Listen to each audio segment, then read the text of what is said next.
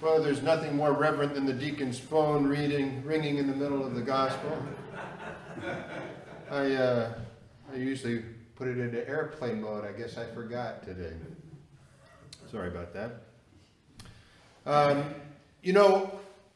Years ago when I was working in the restaurant business, I was a restaurant manager. One of my coworkers one year was upset about her bonus.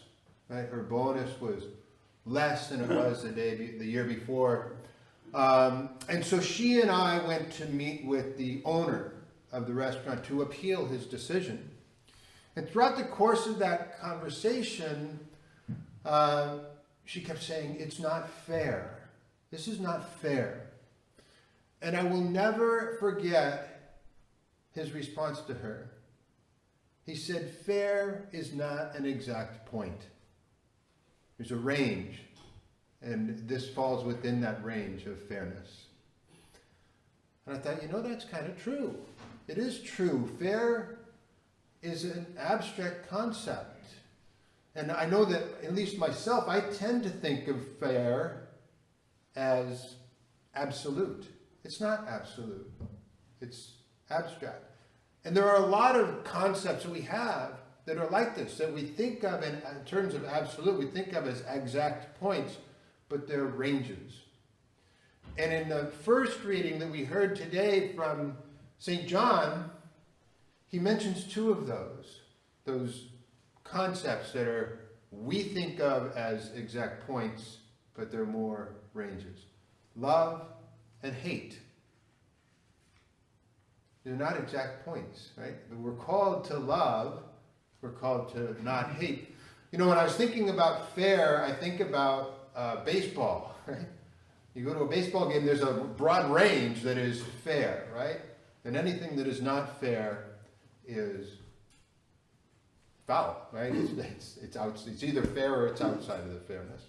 Now, when John talks about love and hate, honestly, I can't think of anybody that I hate, right? I don't think I hate.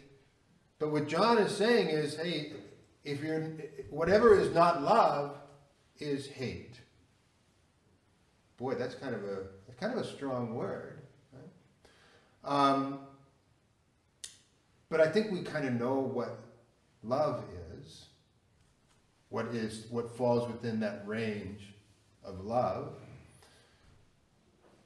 Sharing the blessings that we have with others, sharing our bounty with others, whether it's time, treasure, however we can basically be selfless. And the opposite of selflessness, of sharing, is selfishness, and keeping those blessings that I have received for myself and not sharing them with others. That is what John is talking about. He equates the love and hate to light and darkness. But, when the sun comes up, it's not an instantaneous, all of a sudden we go from darkness to light, or when it goes down, instantaneous light to darkness. There's that transition period, that gray area between darkness and light. There's that gray area between love and hate, or love and that which is not love. And if I'm operating in the gray area, I'm too close, right? And so, yes, love is sharing of myself with others, but it doesn't mean I have to share everything. But I should share as much as I can. Right? There are times when I am more loving than others. There are people with whom I am more loving than others.